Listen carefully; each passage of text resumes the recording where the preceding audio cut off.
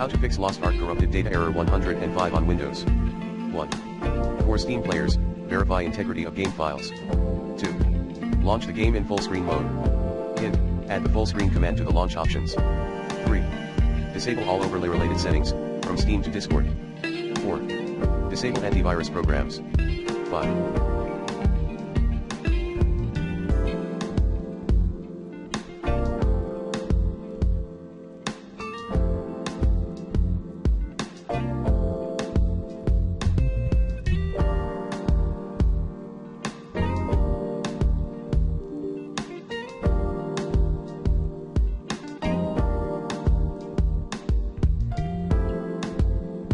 Update Windows. 6. Repair Easy Anti-Cheat.